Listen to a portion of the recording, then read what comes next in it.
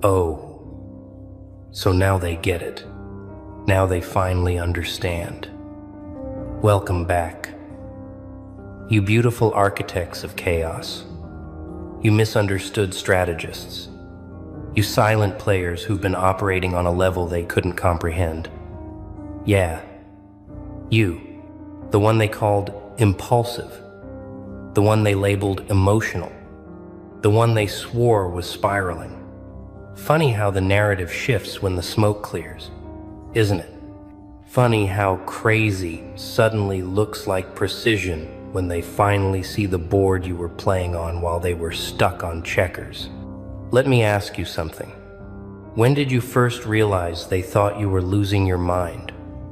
Was it when you walked away without explanation? Was it when you stopped arguing back? Was it when you made that move that looked reckless to everyone watching but felt like the only logical choice to you? They panicked, didn't they? Your friends, your family, maybe even people who barely knew you started whispering, started diagnosing, started placing bets on how long until you crashed and burned. But here's what they didn't see. Here's what they couldn't possibly understand because they've never operated at your frequency. You weren't losing control. You were taking it. Every move that looked chaotic was calculated. Every bridge you burned, you checked the wind direction first.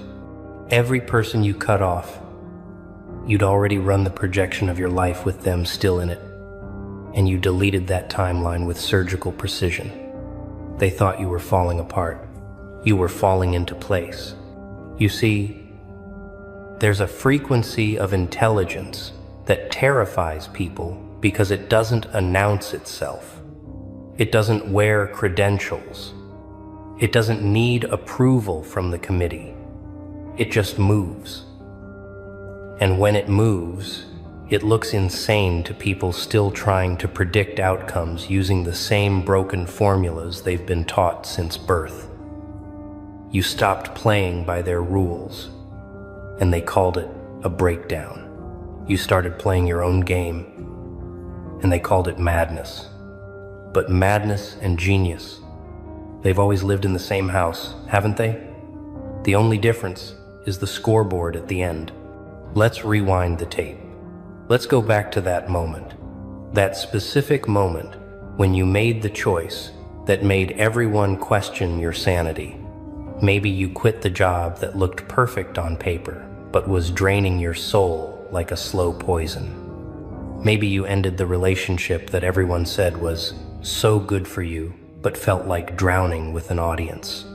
Maybe you disappeared for months without posting, without explaining, without performing the mandatory social media circus that proves you're still alive and participating. They called it erratic. They called it self-destructive. Some of them, the ones who really thought they knew you, they called it a cry for help, with that condescending concern dripping from their voices like they were narrators in your tragedy. But you weren't crying for help. You were eliminating distractions. You weren't breaking down. You were breaking through. And the most beautiful part? You didn't need them to understand. You didn't need their permission, their blessing, or their damn opinion. Because here's the thing about calculated risk that safe people will never comprehend. It looks identical to recklessness from the outside. The person who jumps without a visible parachute and the person who jumps knowing exactly where they'll land, they look the same midair. But one of them studied the physics. One of them ran the numbers in the dark while everyone else was asleep, dreaming small dreams in their comfortable cages. You were that person. You are that person. And now they're starting to see it. Now the results are rolling in. Now the life you're building, the person you've become, the peace you're walking in, it's undeniable. And suddenly their tune changes. Suddenly it wasn't crazy. Suddenly it was brave. Suddenly you weren't reckless. You were taking a leap of faith. Suddenly, the same people who questioned your sanity are asking for advice, asking how you did it, asking if you can help them make their own bold moves. But you know what's really happening here, don't you? You know what this recognition actually means? It means they're finally catching up to a decision you made months ago, maybe years ago. They're finally arriving at the conclusion you reached while they were still debating in the group chat. They're finally seeing the vision you had when there was nothing but darkness in your own conviction. And that gap, that time gap between when you knew and when they figured it out, that's the proof. That's the proof you were operating on a different level. That's the proof their concern was just fear disguised as care. That's the proof you trusted yourself when you had every logical reason not to, and you were right. You weren't lucky. You weren't reckless. You weren't crazy. You were correct. And being correct before everyone else is what they call genius. Even when they're too proud to use that word directly to your face. Let me tell you what really happened, because they'll never admit this part. When you made that move, when you did that thing that looked insane, something in them recognized it. Something deep in their unconscious knew you were onto something real, something true, something they didn't have the courage to reach for themselves. And that recognition, that brief flash of what if they're right, it terrified them more than anything. Because if you were right, if your crazy was actually clarity, then what did that make them? It made them cowards. It made them complicit in their own mediocrity. It made every safe choice they'd made look like exactly what it was. A surrender to fear dressed up as responsibility. So they had to make you wrong. They had to make you the cautionary tale. They had to turn your boldness into a warning label so they could sleep at night in their prisons of comfort. But you didn't give them that satisfaction, did you? You didn't crash. You didn't burn. You didn't come crawling back with apologies and admissions that they were right all along. Instead, you did something far more devastating. You thrived. You evolved. You became living proof that the path they were too scared to take actually leads somewhere beautiful. And now they have to live with that. Now they have to watch you exist in a reality they told themselves was impossible. And here's the part that really twists the knife. You're not even mad at them anymore. You're not holding grudges. You're not waiting for apologies that will never come. Because somewhere along your journey, you realized something that changed everything. Their doubt was never about you. It was always about them. Their fear was always their own. Their need to call you crazy was always their need to feel sane in their own stagnation. So now when they come back, when they slide into your messages with, "Hey, I've been thinking about you," or "You look really happy," or "Can we talk?" you see it for what it is. It's not reconciliation. It's reconnaissance. They're not checking on you. They're checking if the rules they've been living by are actually real, or if you found a way to break them without consequences. They're studying you now, the way they should have trusted you then. And some of them, the really bold ones, they'll try to rewrite history. They'll claim they always believed in you. They'll say they knew you'd figure it out. They'll position themselves as supporters who were there all along, just quieter than the doubters. But you remember. You remember who was silent when silence felt like abandonment. You remember who questioned when you needed certainty. You remember who stayed and who ran when your life looked like a disaster movie to everyone watching. But here's the beautiful part.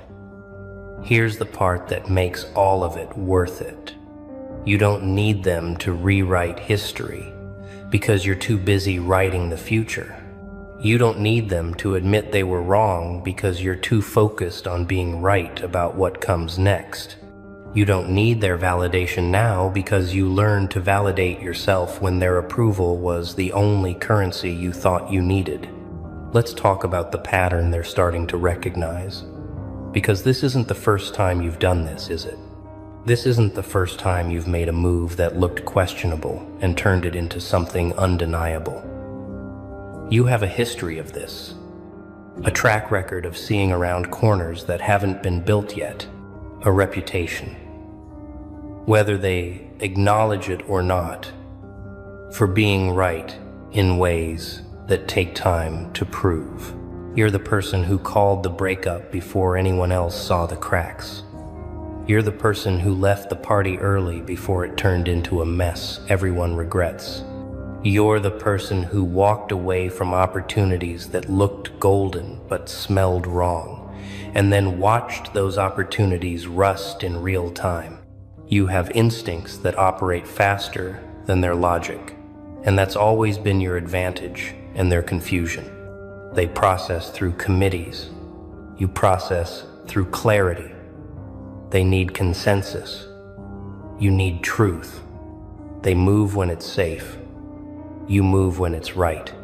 And that difference, that fundamental difference in operating systems, it creates a lag.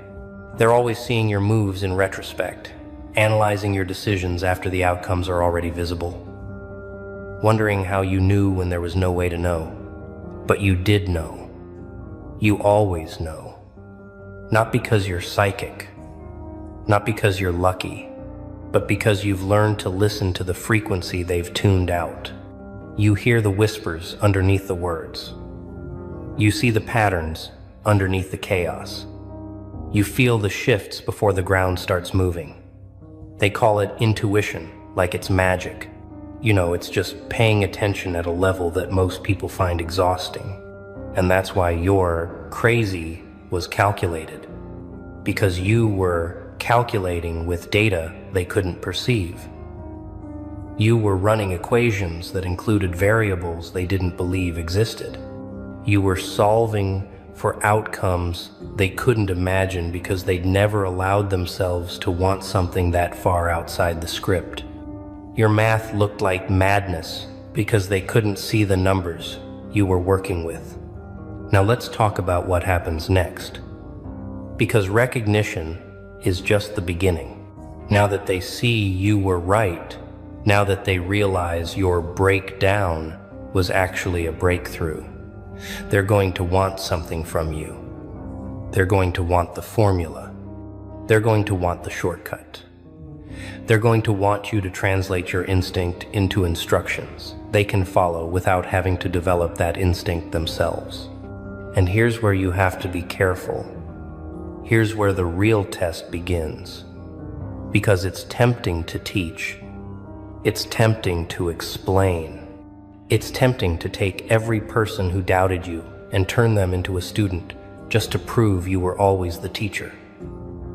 But not everyone deserves your wisdom. Not everyone has earned access to your process. Some people want your results without your risk. Some people want your clarity without your chaos. You don't owe them the map. You don't owe them the breakdown of every decision that led you here. You don't owe them the privilege of understanding what they refuse to trust. Some lessons are only meant for the people who learn them in the fire, not the people who show up after the smoke clears asking how you survived the flames. Your story is yours. Your strategy is yours. Your madness, your genius, your calculated chaos, it's all yours. But for the ones who were there, for the ones who stayed quiet when they didn't understand but didn't question your sanity, for the ones who gave you space when you needed distance and didn't make it about them, those people, they get to see behind the curtain. Those people earned the right to know how you did it, not because they supported you perfectly, but because they supported you imperfectly without trying to stop you. And here's what you can tell them. Here's what you can share with the people who actually deserve to know. You didn't have a plan. You had a compass. You didn't follow steps. You followed truth. You didn't calculate every outcome. You calculated the cost of staying the same and decided any risk was better than that certain death. You didn't know it would work. You knew doing nothing definitely wouldn't. You trusted yourself in the dark. You believed your instincts over their advice. You chose your peace over their understanding. You valued your future over their comfort. And every time you made a choice that looked insane, you were really making a choice between two versions of yourself, the one they wanted you to be and the one you needed to become. You chose yourself every single time. And that choice, that consistent choosing of yourself, even when it looked selfish, even when it felt lonely, even when you had no proof it would lead anywhere good, that's the genius they're recognizing now. That's the calculation they're finally seeing. You bet on yourself when you were the longest shot in the room. You invested in your own vision when no one else could see it. You held the line when everyone else was telling you to retreat. Now they want to know how you had that kind of faith. They want to know where that certainty came from. They want to know what made you so sure when everything looked so uncertain. And the answer is going to disappoint them because it's too simple. The answer is you weren't sure. You were committed. There's a difference.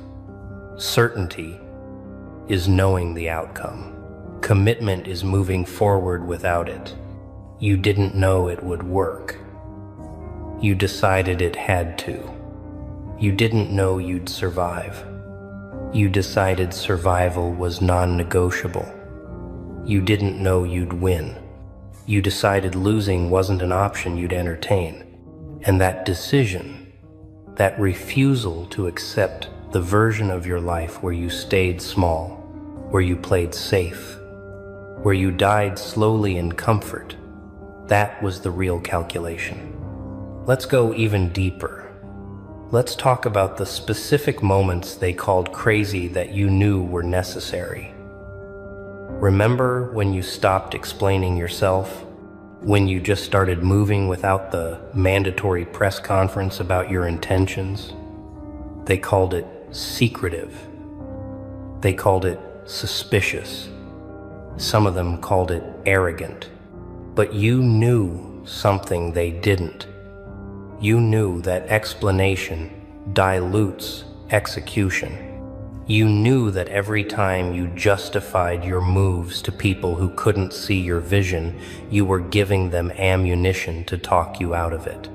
You knew that their questions weren't coming from curiosity, but from fear. And their fear was contagious, so you stopped speaking their language. You stopped translating your future into terms they could understand. You let your actions do the talking, and you let time do the teaching. And when you walked away from people without closure, without the dramatic final conversation, without the tidy ending they thought they deserved, they called it cold. They called it cruel.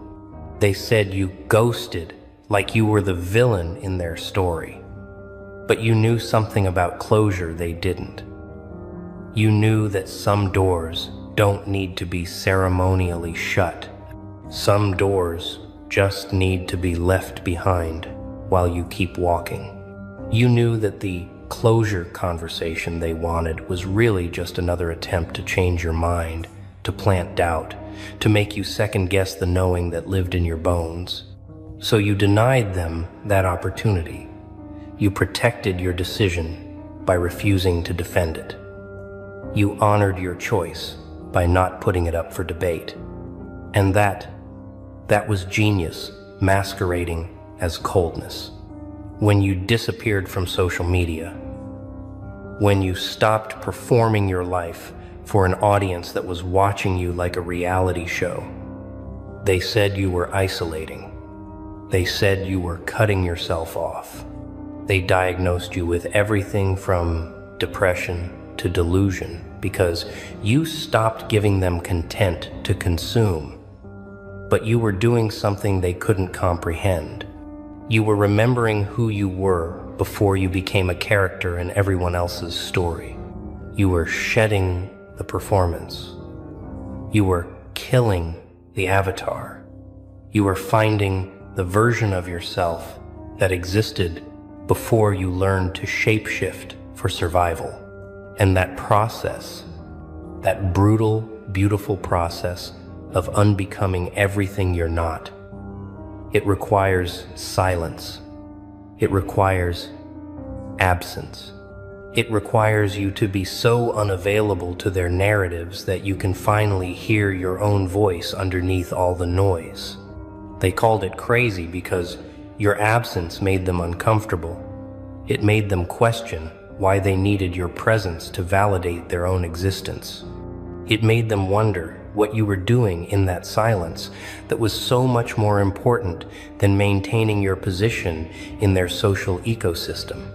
And the answer they couldn't know because you weren't performing it, is you were healing, you were building, you were becoming. Now let's address the moment that really confused them, the moment you stopped fighting. Remember when you used to argue back, when you used to defend your perspective, correct their misunderstandings, prove your point until they had no choice but to see your side. And then one day you just stopped. You let them think whatever they wanted. You let their version of events stand uncorrected. You let them be wrong about you in public while you focused on being right about yourself in private. They thought you'd given up. They thought you'd accepted their narrative. Some of them thought they'd finally broken you into submission. But you hadn't surrendered. You'd transcended. You realized that their opinion of you was none of your business.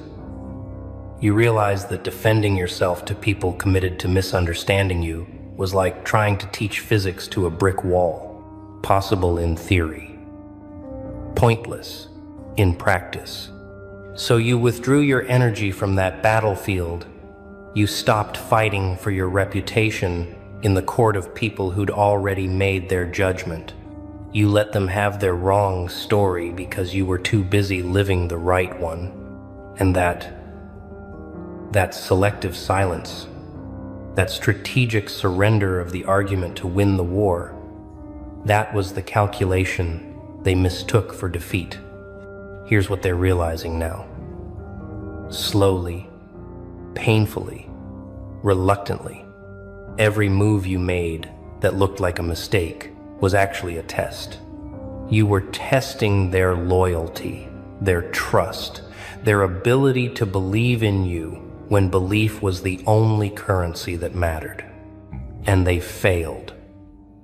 They failed spectacularly. They chose the comfort of group consensus over the courage of individual faith. They chose the safety of doubting you over the risk of defending you. So the mask finally slips. Look who finally decided to drop the mask. Look who got tired of playing the fool, the simpleton, the one who just doesn't get it. You beautiful, calculating mastermind. You've been running the longest con in history, haven't you? Playing dumb while your mind moved like lightning, pretending to stumble while you mapped every exit, every weakness, every crack in their armor. They thought you were slow.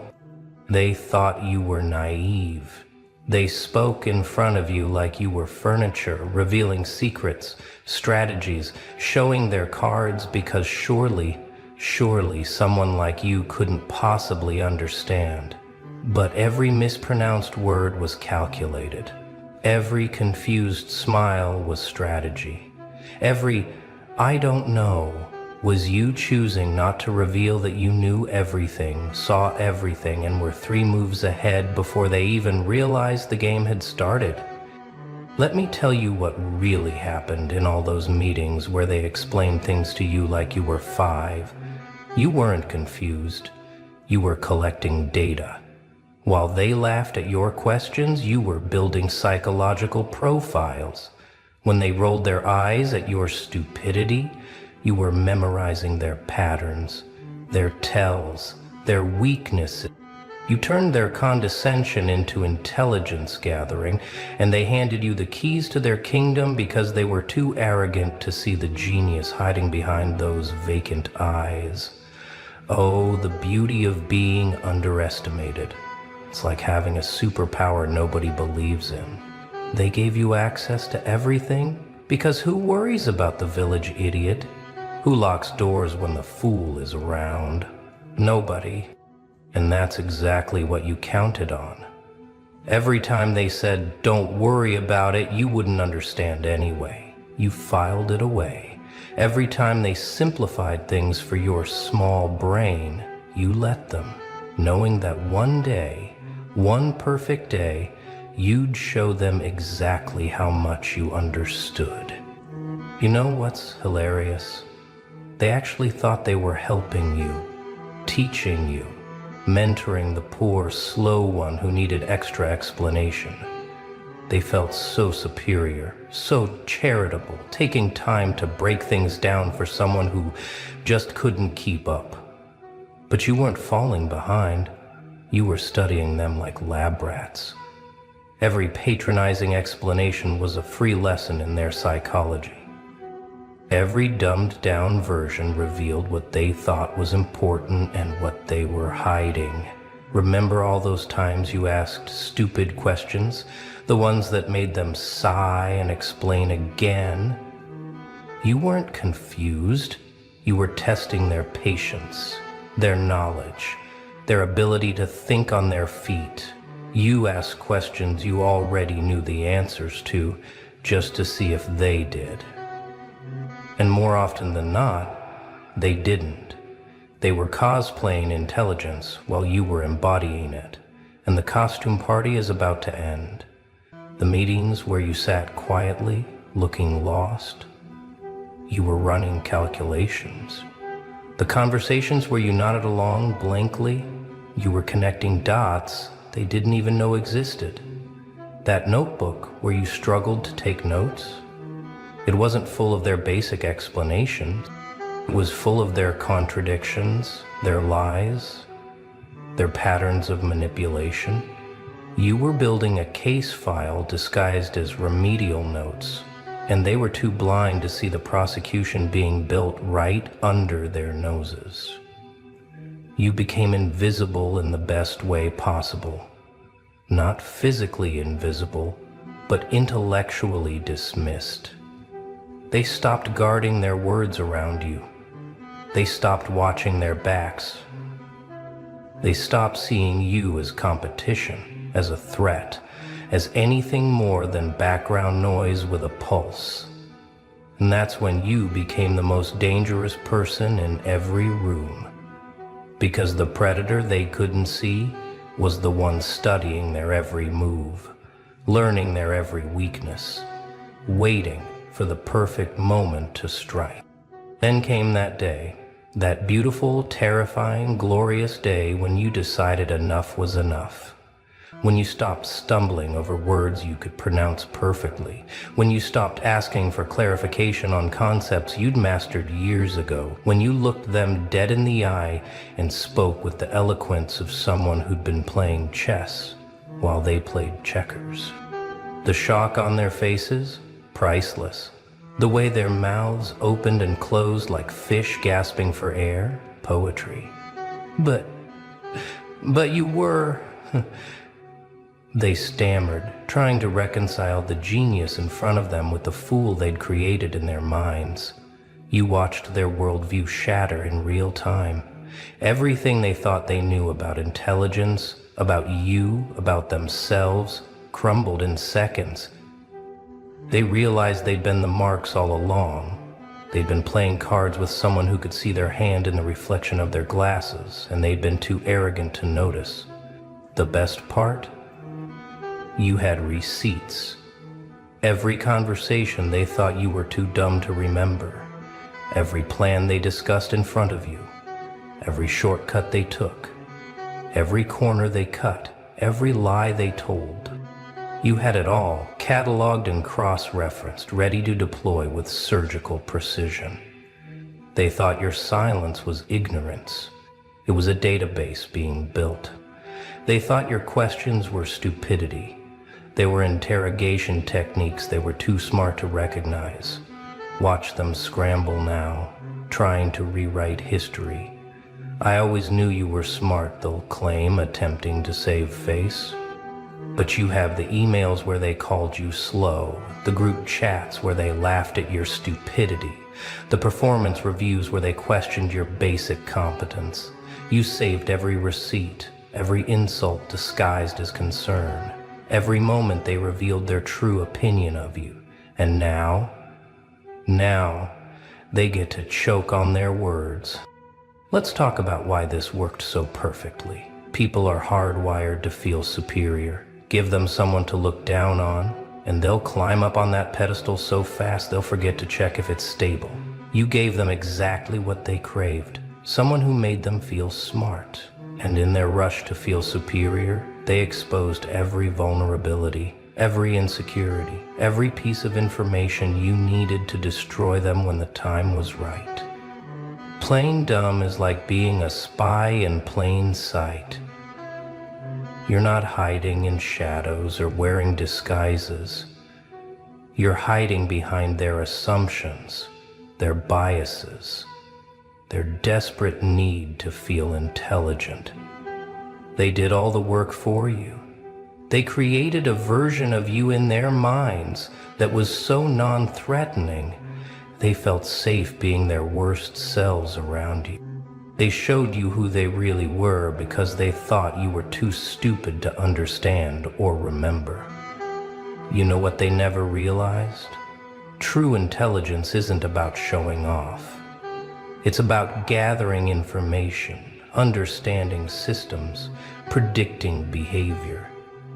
While they were peacocking their knowledge, you were building a masterclass in human psychology. Every time they corrected you unnecessarily, you learned about their ego. Every time they explained something badly, you learned about their actual understanding. Every time they excluded you from important discussions, you learned about their fears. The smartest person in the room is rarely the loudest. They're the one asking questions, not to learn the answers, but to learn about the person answering. You learn to learn about the person answering. They're the one taking notes, not on what's being said, but on what's being revealed between the lines. They're the one everyone forgets about until it's too late. And that's exactly who you became, a ghost in plain sight. A wolf in sheep's clothing, a genius in fool's pajamas.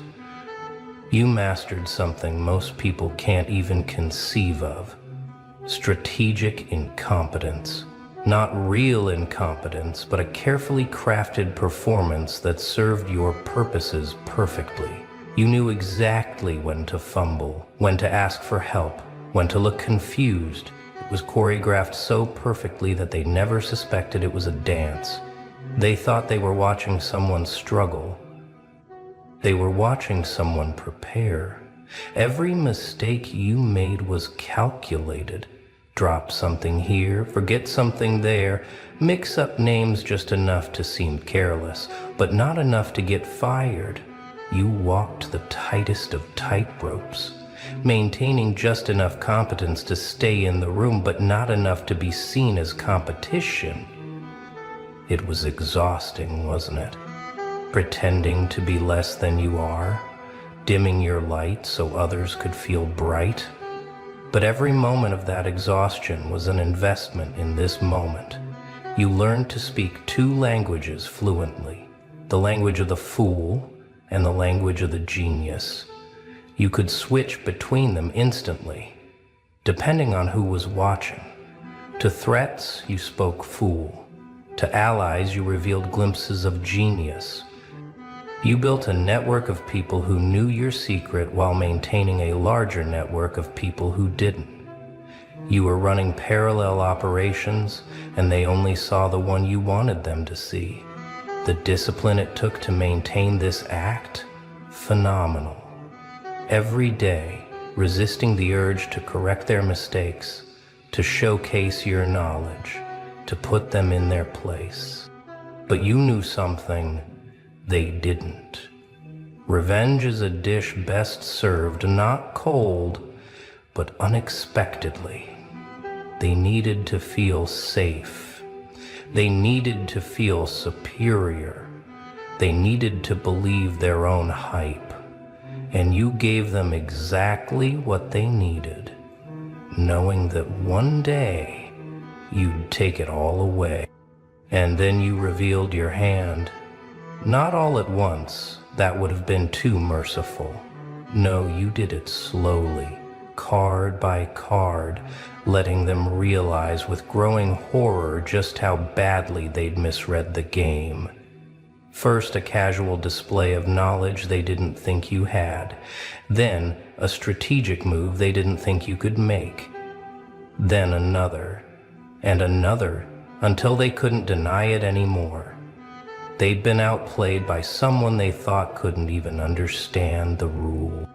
The meetings where you now speak up? Electric. The way they lean forward when you talk now, hanging on every word? Intoxicating.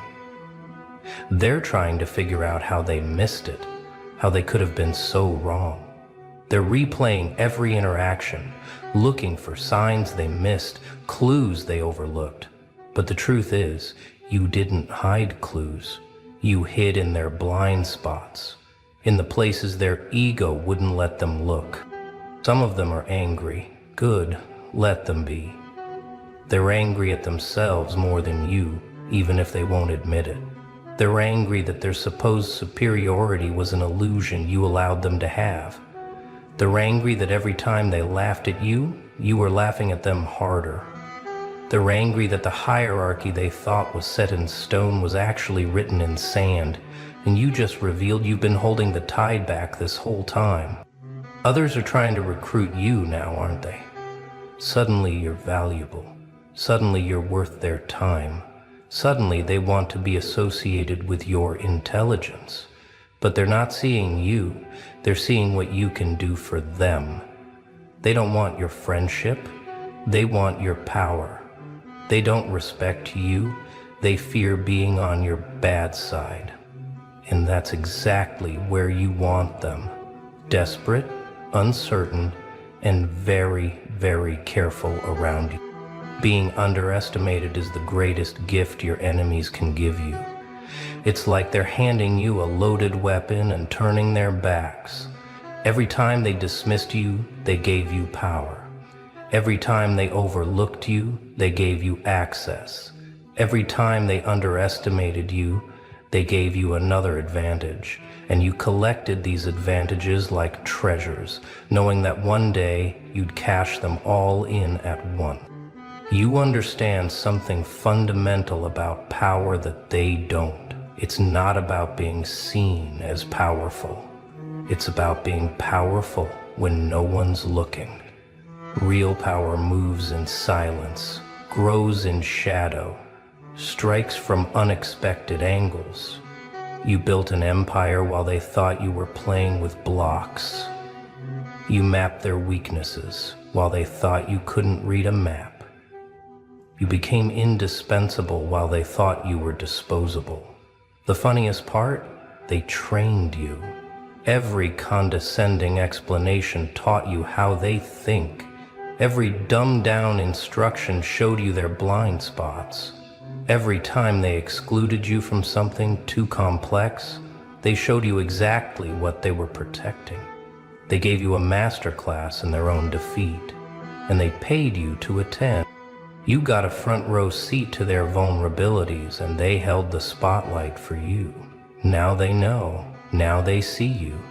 But it's too late to close doors that have been open for years. It's too late to guard secrets already spilled. It's too late to build defenses against someone who's already inside. You are not knocking on the door of success. You built a tunnel while they were reinforcing the locks. You're not asking for a seat at the table. You own the room the table is in. So how does it feel to finally stretch those intellectual muscles in public? To stop pretending words are hard when you could write circles around them? To stop playing small when you were always larger than life? It must be intoxicating, this freedom to finally be yourself, or rather, to show them who you've always been. The mask is off, and what's underneath is more terrifying than they ever imagined. You're not seeking their approval anymore. You never were, but now they know it. You're not trying to fit into their boxes because you've revealed you were never in the box to begin with. You were studying the box, understanding its construction, figuring out how to dismantle it from the inside. And now that you've stepped out, they realize the box was never containing you. You were allowing it to exist. The dynamics have shifted permanently.